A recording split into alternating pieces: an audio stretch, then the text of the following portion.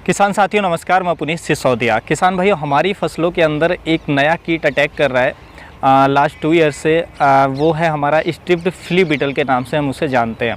देखिए, इसका अटैक हमारी मूली की फसल में, रेडिश में, कैबेज में, कॉलीफ्लावर में और जो भी कॉल क्रॉप है उन पे काफ़ी ज़्यादा देखने को मिलता है। देखिए, ये जो कीट होता है बहुत छोटा होता है, जैसा कि आप स्क्रीन पर देख सकते हैं, ब्लैक कलर का होता है और इस पर वाइट कलर की तो स्ट्रिप्ड होती है, यानी कि धारियाँ होती हैं, तो इसलिए हम इसको स्ट्रिप्ड फ्ली बीटल के नाम से जानते हैं। देखिए, हम इसके कंट्रोल के लिए स्प्रे कर देते हैं, लेकिन जब भी ये कंट्रोल नहीं होता है तो आज की इस वीडियो में हम इसको कैसे कंट्रोल करें, ये क्या नुकसान करता है। हमारी जो फसल होती है उनकी पत्तियों में बहुत छोटे छोटे हॉल बनाता है, जिससे पत्तियों को डैमेज कर देता है।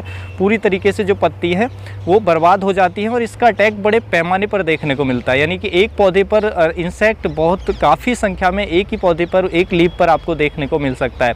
तो बहुत तेज़ी से ग्रोथ करता है और बहुत तेज़ी से हमारी जो फसल है उसको बर्बाद करने का काम करता है। तो और देखिए, इसका जो लार्वा होता है एडल्ट पत्तियों में छेद करता है, पत्तियों को डैमेज कर देता है, लेकिन जो इसका लार्वा होता है वो जड़ों को हानि पहुंचाता है। स्पेशली आपने रेडिश की फसल में देखा होगा कि रेडिश आजकल जो मूली है, मूली की जड़ों में जो क्या करता है, लार्वा मूली को खा करके डैमेज कर देता है, जिससे मूली बेकार हो जाती है, उसकी जो मार्केट वैल्यू कुछ नहीं बचती है। तो किसानों को बहुत बड़ा लॉस ये कर रहा है। तो आज की इस वीडियो में हम स्ट्रिप्ड फ्ली बीटल को आप कैसे कंट्रोल करें और इसके लिए जो बेस्ट इंसेक्टिसाइड है उसकी बात करेंगे। वीडियो इन्फॉर्मेटिव होगा, वीडियो अच्छा लगे लाइक कीजिएगा, ज़्यादा से ज़्यादा फार्मर के साथ इसे शेयर कीजिएगा ताकि उन तक भी ये जानकारी पहुंच सके। तो चलिए जानते हैं। देखिए, स्ट्रिप्ड फ्ली बीटल जो होता है, इसके पहले यदि हम लाइफ साइकिल को समझें तो देखिए, ये एक इसका एडल्ट होता है जो आप स्क्रीन पर देख रहे हैं। ये एडल्ट क्या करता है कि जो हमारा पौधा होता है, पौधे के तने के पास ज़मीन पर अंडे देता है।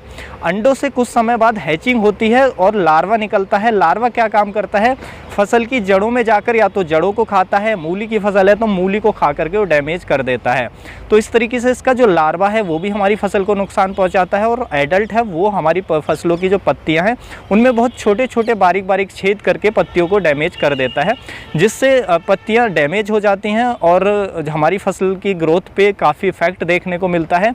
साथ ही ये जो रोग का वाहक भी बन सकता है, क्योंकि ये जो है जो पत्तियों को डैमेज कर देता है, एपिडर्मिस जो पत्तियों का होता है उसको डैमेज कर देता है, जहाँ से फिर जो फंगस है वो एंटर कर सकती है, जिससे डिजीज भी हमें अपनी फसलों में ज़्यादा देखने को मिल सकते हैं।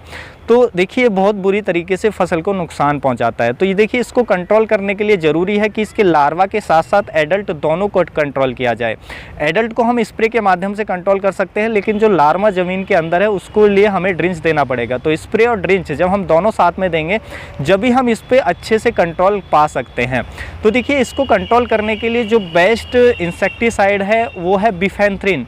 बीफेंथ्रिन इस पर काफ़ी इफेक्टिव है। बीफेंथ्रिन किसी भी ब्रांड का आपको मिलता है 10% इसी फॉर्मुलेशन में, तो उसका आप स्प्रे और ड्रिंच दोनों ले सकते हैं, उससे ये बहुत काफ़ी अच्छे से कंट्रोल होता है।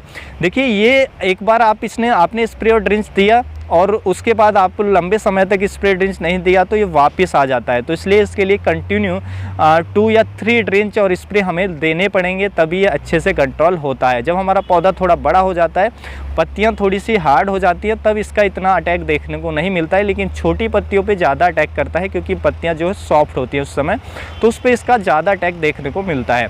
तो आपको बीफेंथ्रिन लेना है, उसकी 1.5 ml पर लीटर पानी में मिला करके एक स्प्रे लेना है और 2 ml पर लीटर के हिसाब से ड्रिंच लेना है। पहला स्प्रे किया, उसके 5 दिन बाद आपको ड्रिंच देना है। इसी तरीके से स्प्रे ड्रिंच आपको लेना है, तभी ये कंट्रोल होता है। उसके साथ साथ क्लोरोपोरिफॉस भी आप ड्रिंच के लिए ले सकते हैं, जो 20% इसी फॉर्मुलेशन में आता है, तो वो भी ड्रिंच में आप डाल सकते हैं। वो उसमें से भी ड्रिंच करेंगे तो जो लार्वा है ज़मीन के अंदर अच्छे से कंट्रोल हो जाता है।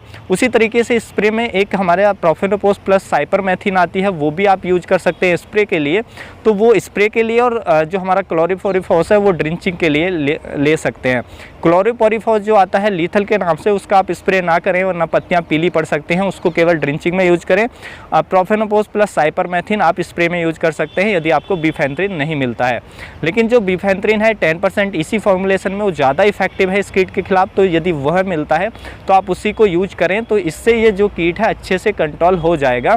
तो आप इसको ड्रिंच और स्प्रे दोनों दे करके कंट्रोल करेंगे तो आसानी से जो लार्वा है और जो इसका एडल्ट है वो फिर कंट्रोल होता है, तो जिससे इसका लाइफ साइकिल पूरा ब्रेक होता है और ये अच्छे से कंट्रोल हो जाता है। तो इसको समय रहते कंट्रोल करें, वरना ये बहुत तेज़ी से बढ़ता है और हमारी फसल को बर्बाद कर देता है। तो उम्मीद है किसान भाइयों जो आज की जानकारी है आपको अच्छी लगी होगी।